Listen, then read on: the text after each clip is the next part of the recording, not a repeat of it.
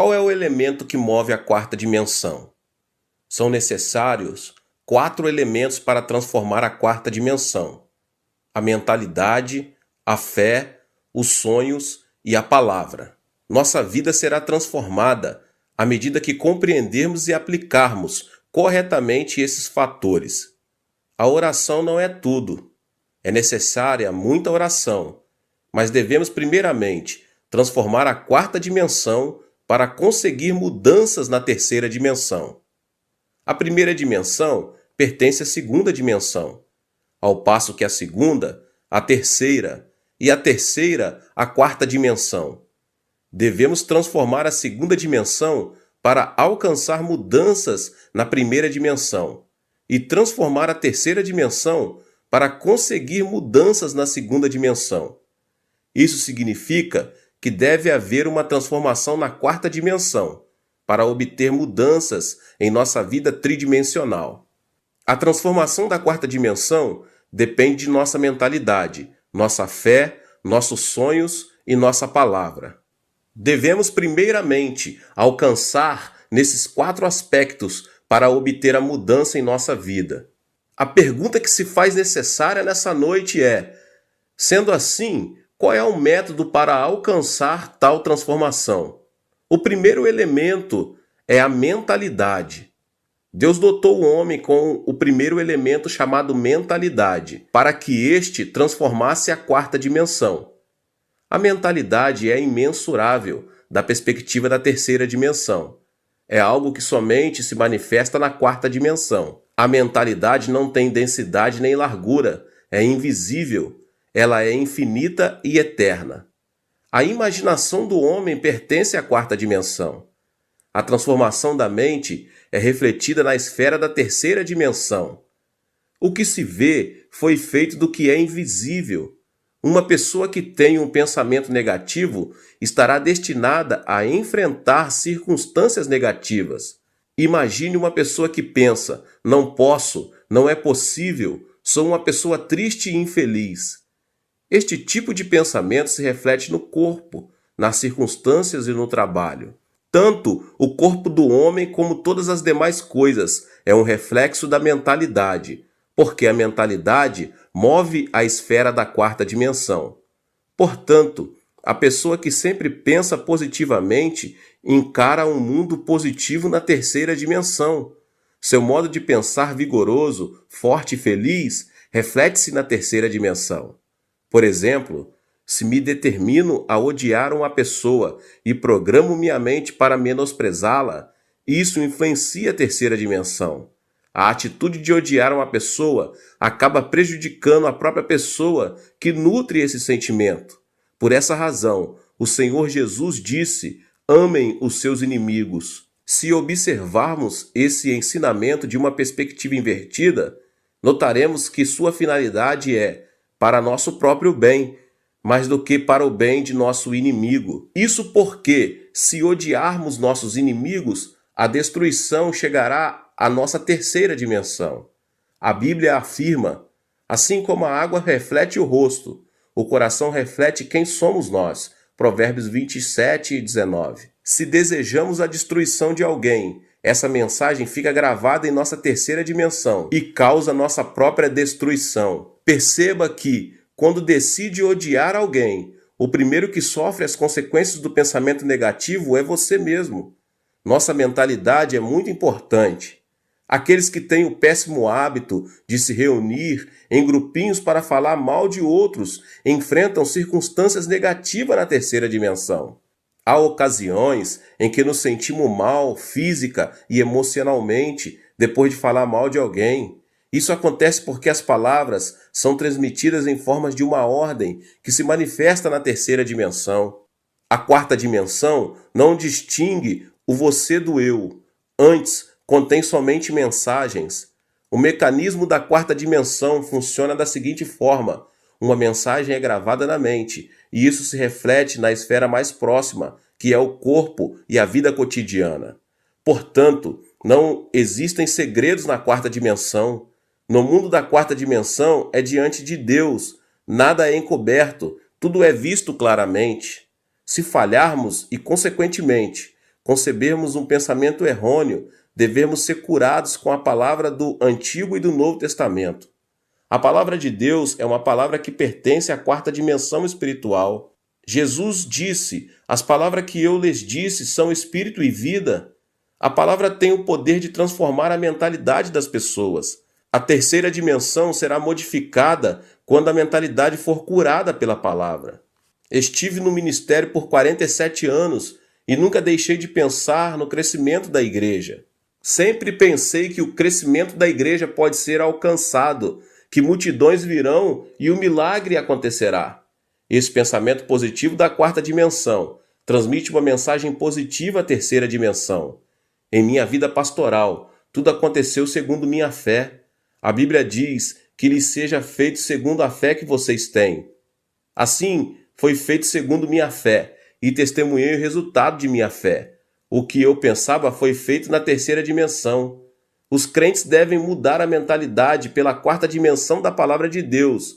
Assim acontecerá o extraordinário milagre de Deus. O segundo elemento é a fé. O segundo elemento que transforma a quarta dimensão é a fé. A fé é um elemento poderoso que transforma a terceira dimensão por meio da quarta dimensão. A Bíblia afirma: "Como você creu, assim lhe acontecerá." Tudo é possível àquele que crê. O Senhor Jesus disse: "Eu lhes asseguro que se alguém disser a este monte, levante-se e atire-se no mar, e não duvidar em seu coração, mas crer que acontecerá o que se diz, isso lhe será feito." Isso acontece porque a fé pertence à quarta dimensão, ao passo que o monte pertence à terceira. A terceira dimensão não é capaz de realizar algo por si mesma, por mais elevada que seja. É a quarta dimensão que deve ser movida para que a terceira seja transformada. Jesus realizou todo tipo de milagres na terceira dimensão, por meio da fé da quarta dimensão. De onde provém a fé? A Bíblia ensina: a fé vem por se ouvir a mensagem, e a mensagem é ouvida mediante a palavra de Cristo. O incrédulo também possui convicção. A convicção é parte da fé. Contudo, a convicção não passa de uma fé tridimensional. Os animais não têm fé porque não possuem espírito. Somente o homem pode ter fé, por tratar-se de um ser espiritual. Podemos mover a fé da terceira dimensão quando a fé é dada pelo Espírito Santo. A fé não é uma alternativa, a fé é absoluta. Devemos procurar viver em fé e confessá-la. Em minha vida pessoal, estou constantemente programando minha mente, mesmo quando estou sentado ou viajando num carro. Creio que Jesus me salvou. Creio no sangue do Cordeiro e que fui perdoado. Creio no Espírito Santo que me santifica. Creio na cura divina, na bênção, na ressurreição. Creio no reino dos céus. Creio que sou uma nação santa. Constantemente me vejo programando minha fé. Recomendo a você que faça o mesmo, meus irmãos e irmãs. Estou convencido de que sua vida será transformada, segundo a forma em que se programe sua fé. O terceiro elemento é sonhos. Outro elemento para programar a quarta dimensão são os sonhos. Deus disse que onde não há visão, o povo perece. Se falharmos em programar nossa quarta dimensão com sonhos, jamais conseguiremos ter esperança no mundo tridimensional. Os sonhos são um forte elemento que até os incrédulos que conseguem mover o mundo utilizam. Quanto mais forte será o sonho concebido em Deus, que move o mundo dos sonhos. Se tão somente concebêssemos os sonhos de Deus, conseguiríamos não apenas mover o mundo, mas também todas as coisas. Existe uma coisa importante que quero destacar. Os sonhos que provêm de Deus se diferenciam dos desejos e ambições pessoais, porque estes estão sob a influência demoníaca. Devemos ter consciência de que o sonho de Deus é totalmente diferente. Napoleão tinha um sonho de unificar todo o continente europeu. Como consequência, deixou toda a Europa de cabeça para baixo. Hitler tinha um sonho de conquistar toda a Europa com os arianos. Mais que um sonho, tratava-se de uma ambição que implicava a morte de milhares de pessoas e acabou destruindo toda a Europa.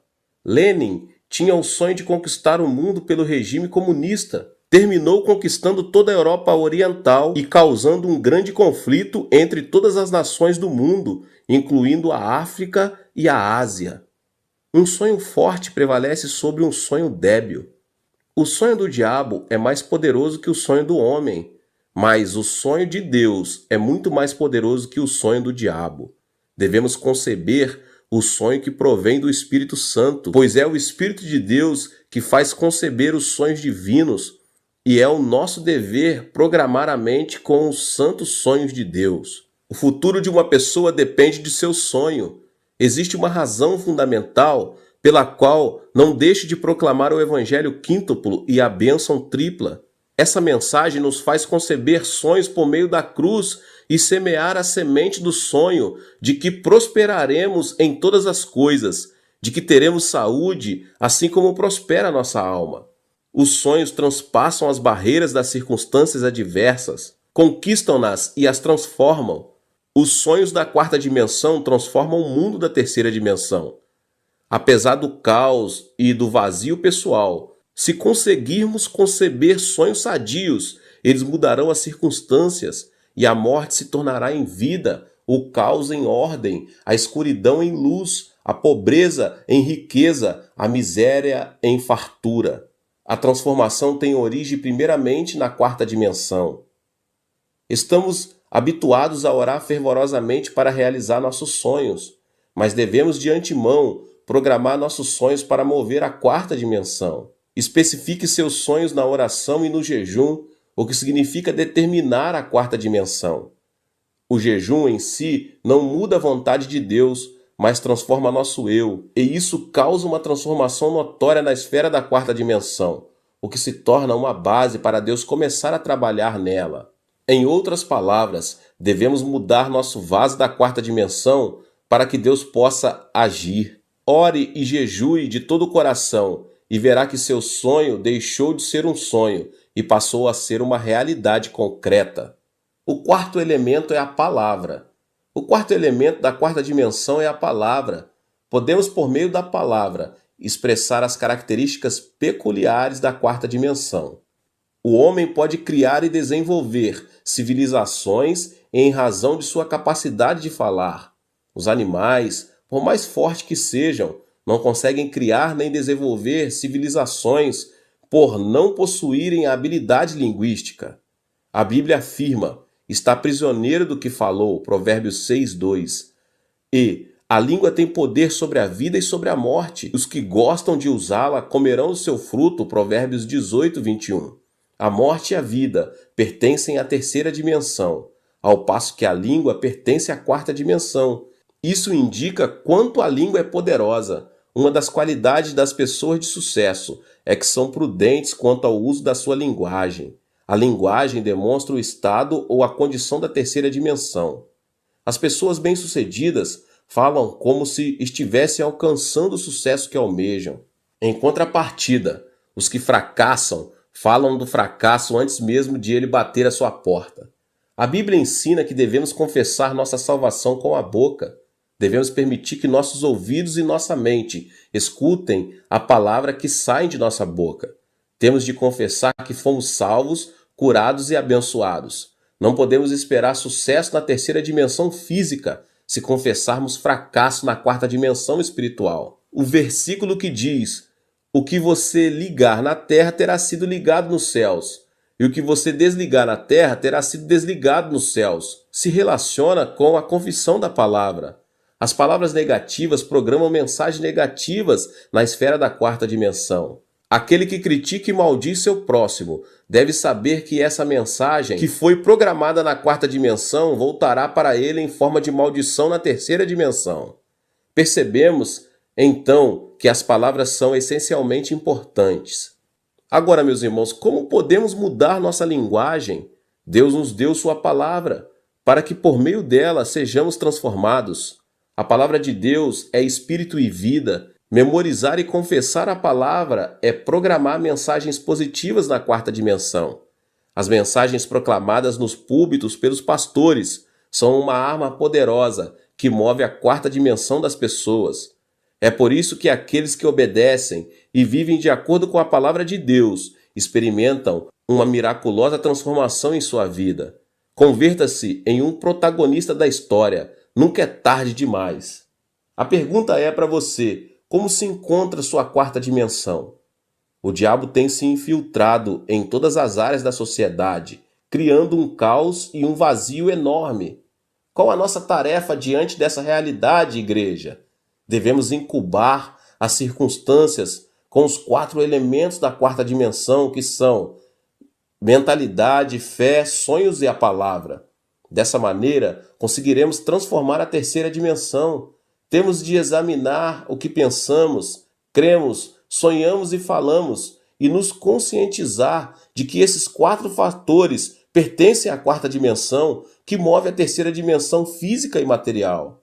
Se quisermos alcançar o sucesso em nossa vida, nos negócios e no ministério, devemos examinar quais das 4 áreas da quarta dimensão necessitamos modificar. Uma vez que a área foi especificada, devemos suprir o necessário por meio do poder da palavra e do Espírito Santo e da força transformadora da oração, para que a mudança produzida na quarta dimensão se transforme em nossa vida tridimensional física. Há muitos anos, meus irmãos, Deus me revelou essa verdade e eu até escrevi o livro A Quarta Dimensão. A primeira edição foi escrita em inglês e a vida de muita gente nos Estados Unidos, na América Latina, Europa, África foram transformadas.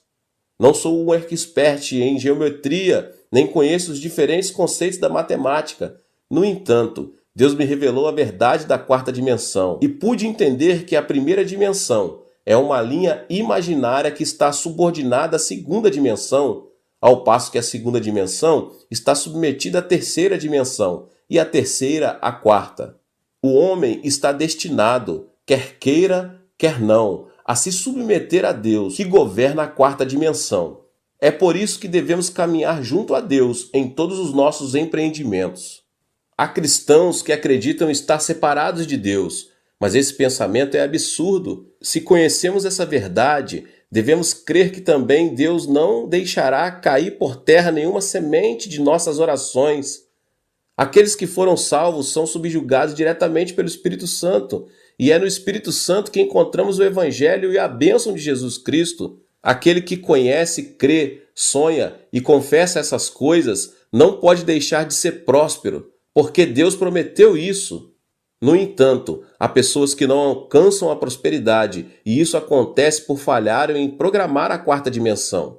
Devemos fazer do ato de pensar, crer, sonhar e falar na quarta dimensão um hábito para que o milagre aconteça. O mesmo se dá com a oração. O poder da oração se manifesta quando programamos corretamente a quarta dimensão. A oração é como instalar um novo programa da quarta dimensão. Deus age segundo nossa fé, quando programamos nossa quarta dimensão e oramos para isso. A Bíblia não diz, segundo a fé de Deus, mas sim enfatiza segundo a fé do crente, segundo sua mentalidade, segundo seus sonhos, segundo sua palavra. Isso significa que somos nós que devemos programar a quarta dimensão para que Deus haja. É por essa razão que um trecho do Pai Nosso diz: seja feita a tua vontade, assim na terra como no céu, e não nos deixe cair em tentação, mas livra-nos do mal. Deus disse a Adão que subjugasse e dominasse toda a terra, o que implicava programar a quarta dimensão. O Salmos 81:10 diz: abra sua boca e eu o alimentarei. Aqui boca envolve a quarta dimensão, ou seja, Deus nos ajuda quando programamos nossa quarta dimensão. Nossa vida será transformada à medida que conheçamos e aplicamos a espiritualidade da quarta dimensão. Em vez de criticar e maldizer os outros, comece a dizer em grupo qual é o plano para programar sua quarta dimensão. Não podemos ocultar nada de Deus e estamos descobertos ante o Deus da quarta dimensão. Podemos ser abençoados se tão somente conseguirmos programar com êxito nossa quarta dimensão. Nunca é tarde para tanto. Comece a programar novamente. Você se converterá em uma nova pessoa e alcançará o sucesso. Milagres extraordinários acontecerão se unicamente aceitarmos, por meio da palavra, o programa do Espírito Santo.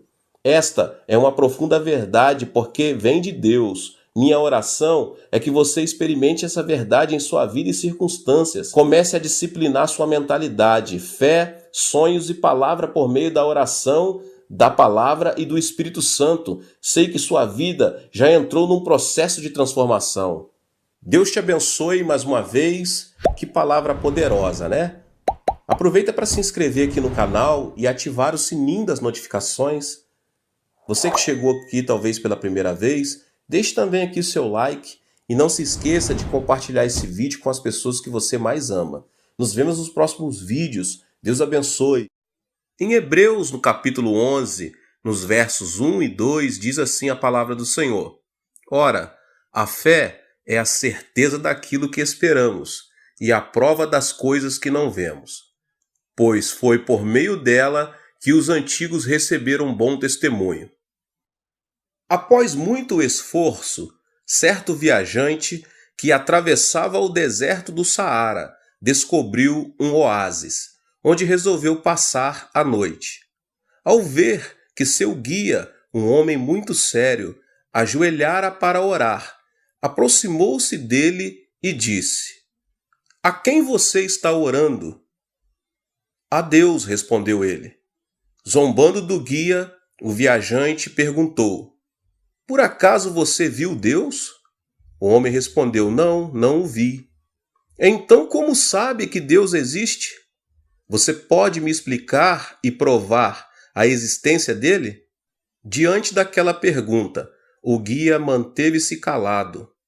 Ao observar que este não podia responder com certeza, o viajante disse em tom arrogante: Neste mundo, Deus não existe. Todas as coisas aqui são produto do acaso. Deus não passa de uma invenção da imaginação, em quem os imbecis e analfabetos como você depositam a confiança. Quem é instruído e civilizado, como eu, não crer em Deus. Portanto, não pense em bobagens e vai dormir. Depois de dizer isso, o viajante foi para sua tenda e adormeceu. O guia ficou sozinho em meio à escuridão, pensativo por não ter dado nenhuma resposta ao homem. Sentiu-se um tanto aborrecido e ficou meditando em como poderia responder aquela pergunta. Depois de muito tempo, levantou-se da cama, montou em seu camelo e começou a dar dezenas de voltas ao redor da tenda onde o viajante estava descansando. Em seguida, com um sorriso no rosto, amarrou o camelo e foi dormir. Ao despertar, logo cedo pela manhã, o viajante observou que o camelo havia deixado pegadas ao redor da tenda e perguntou ao guia: Oi, parece que você se esqueceu de amarrar o seu camelo. Como sabe? Por acaso o senhor viu o camelo andar por aí? Não, não vi. Então como o senhor sabe que eu esqueci de amarrar o camelo e que ele esteve andando ao redor da sua tenda?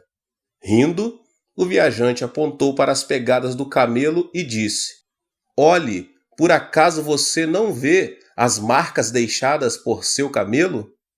Como não saber que um camelo esteve dando voltas ao redor de minha tenda? Diante dessa afirmação, o guia disse: Então olhe, e apontou para o horizonte. Veja o sol que brilha e a beleza do deserto. Olhe a fonte de água do oásis. Observe as árvores verdes. Ouça o canto dos pássaros. Veja as lindas flores. Por acaso não são as pegadas deixadas por Deus? O Senhor não viu o camelo dar voltas ao redor da sua tenda, mas sabe que ele esteve andando aqui porque viu seu rastro. O mesmo acontece em relação a Deus. O Senhor não pode ver Deus, o Criador do universo, com seus olhos, mas pode ver toda a evidência que ele deixou. Por que não crer em sua existência? Diante de tal afirmação, o viajante permaneceu mudo e não soube responder.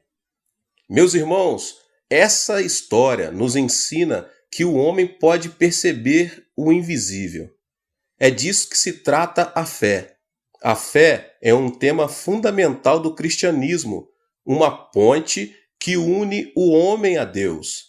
Em outras palavras, a fé é o cartão de identificação do usuário, que permite ao homem que vive na esfera limitada da terceira dimensão entrar no mundo ilimitado da quarta dimensão.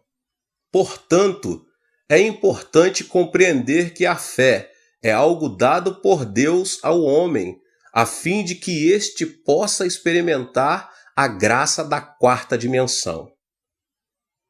O encontro com o Criador é por meio da fé.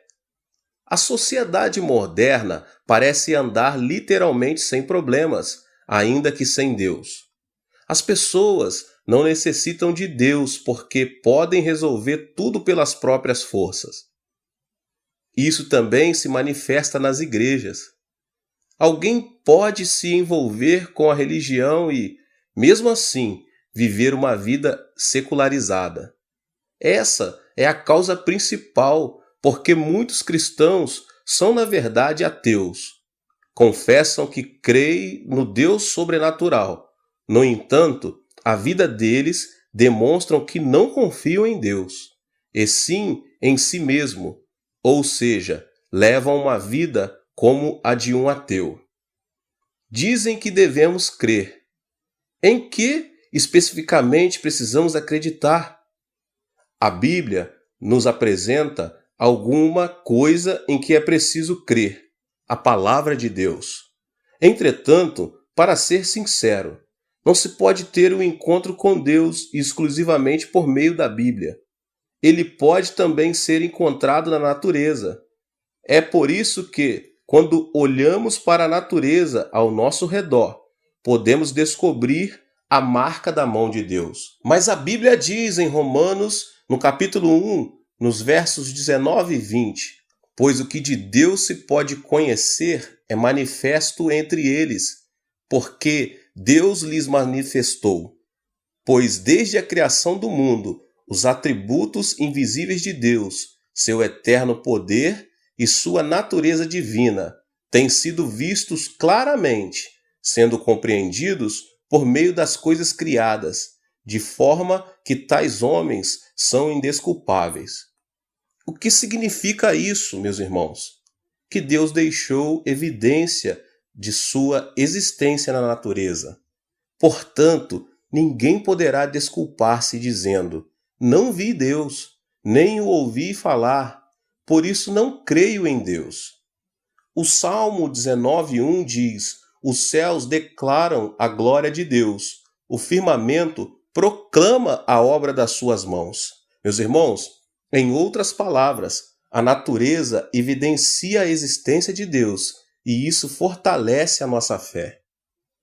A Bíblia declara que as estrelas incontáveis, o sol resplandecente, a lua, os rios, os oceanos, enfim, toda a natureza, foram criados por Deus. Se alguém não crê em Deus, mesmo contemplando todas estas coisas, não significa que faltam evidências da existência divina.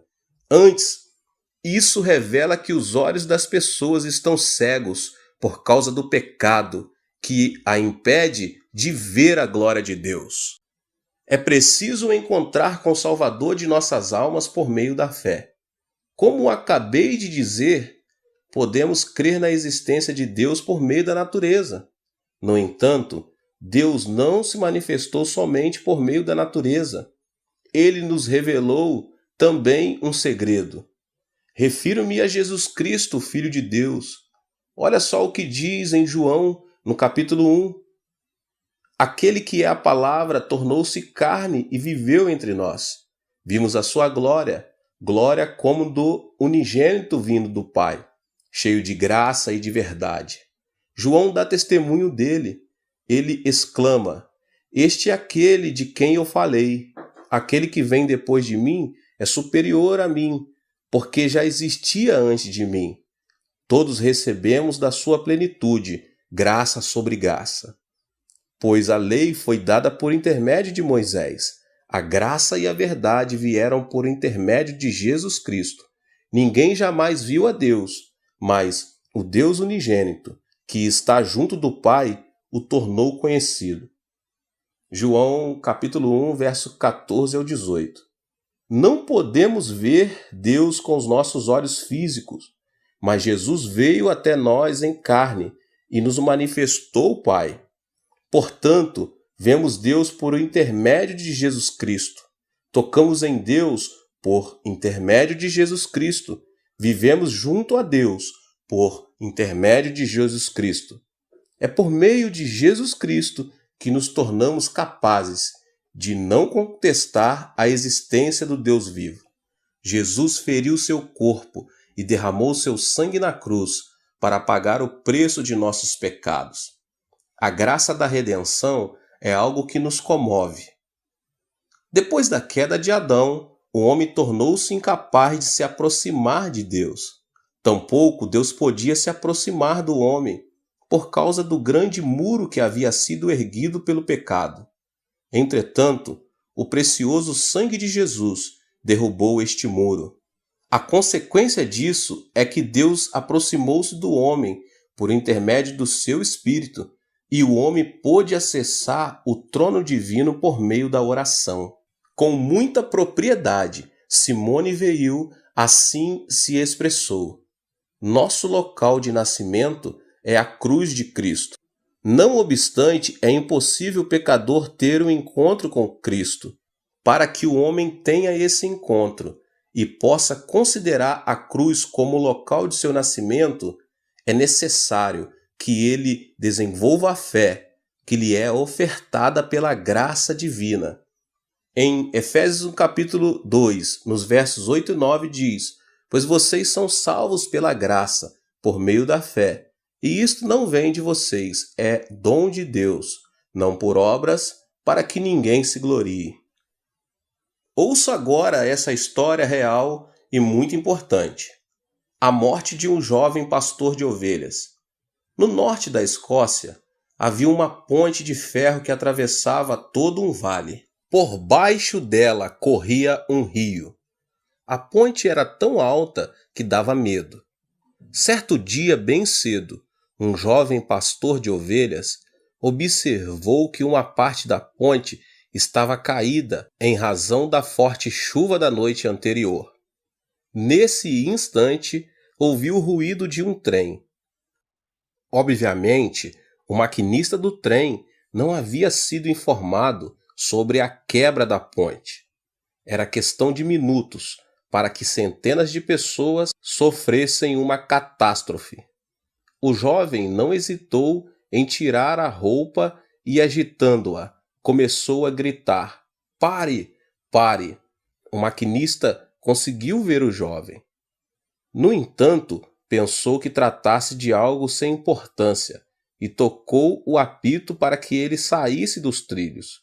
Ao ver que o jovem não se mexia e continuava agitando a roupa com a mão, só pôde frear no último instante, produzindo intenso ruído. O trem, no entanto, havia passado por cima do jovem, matando-o. Surpreso com o que aconteceu, o maquinista curvou-se para olhar embaixo do trem e viu que, um pouco mais adiante onde estava, os trilhos haviam sido destruídos. Se o trem tivesse continuado pelos trilhos, os passageiros teriam morrido. Ao ver aquilo, todos os passageiros ficaram pálidos e o maquinista acenou-lhes: venham todos aqui e vejam o jovem pastor que sacrificou sua vida para salvar a nossa. Todos se aproximaram para ver o corpo em pedaços. O jovem pastor não hesitara em dar a vida para fazer o sinal que detivesse o trem, que seguia para a morte certa. Esse é um fato real. Foi notícias dos jornais no espaço dedicado a notícias do exterior, com o título O Herói que Salvou Nossa Vida. O jovem pastor pode ser comparado a Jesus, pelo fato de haver dado sua vida pelo próximo. Tal como o trem que seguia os trilhos destruídos, nossa vida se dirigia para o inferno. Jesus Cristo, porém, colocou-se entre ela e os nossos pecados. Ele permitiu que destruíssem seu corpo e derramou todo o seu sangue, detendo assim nosso avanço em direção à perdição. Com seu precioso sangue, ele abriu as portas para que pudéssemos entrar no céu. Com isso, em Cristo, temos abertas as portas da felicidade e da esperança. Um encontro pela fé através da palavra. De Gênesis a Apocalipse, a palavra de Deus é um presente do Pai para nós.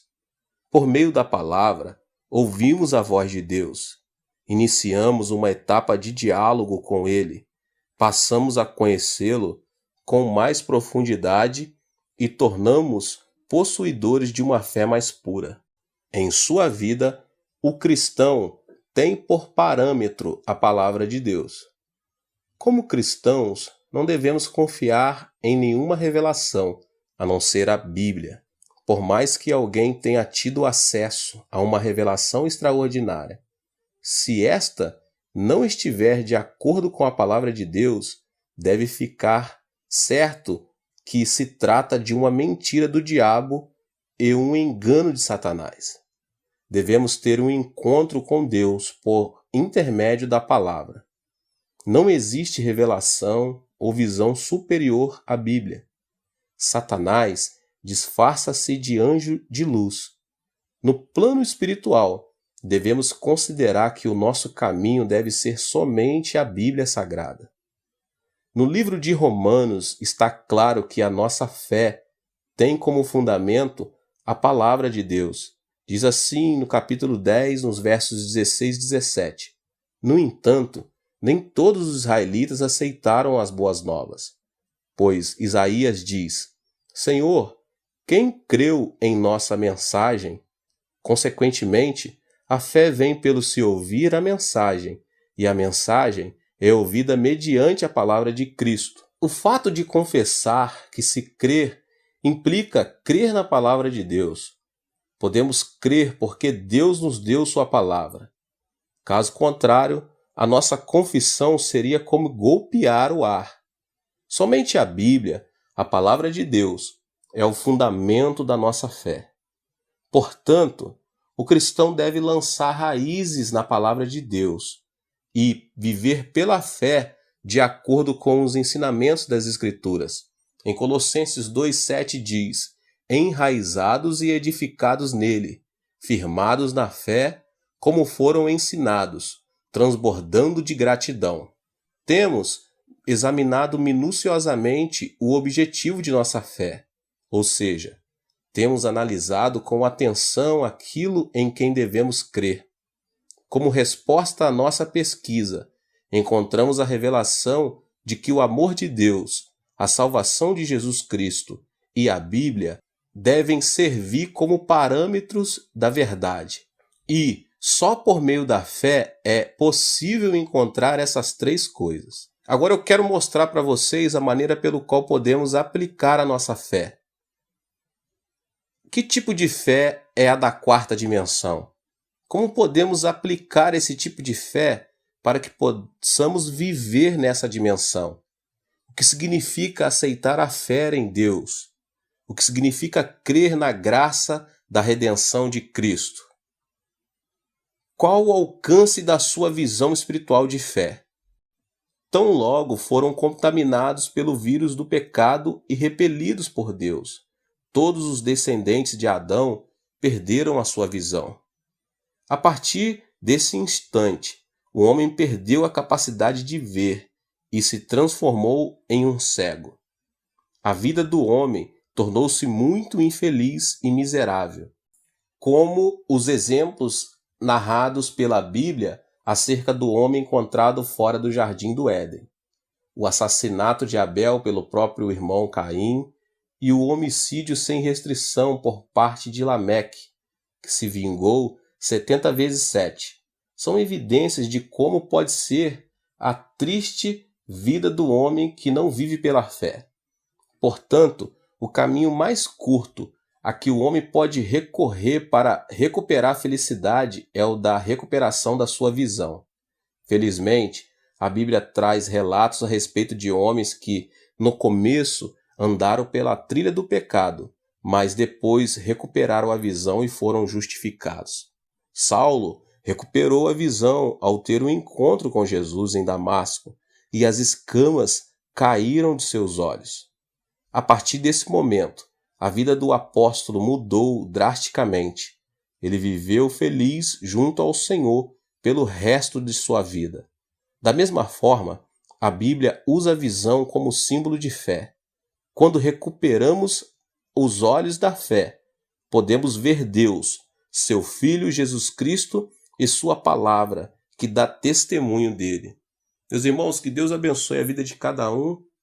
Deus continue a falar aos nossos corações. Eu convido a você que ainda não é inscrito aqui no canal, que você se inscreva aqui no canal, ative o sininho das notificações, para que você não perca nenhuma palavra, nenhum vídeo. Não esqueça de deixar aqui o seu like e de compartilhar este vídeo com as pessoas que vocês mais amam. Nos vemos nos próximos vídeos. Tchau, tchau. Fiquem na paz do Senhor Jesus Cristo. Amém.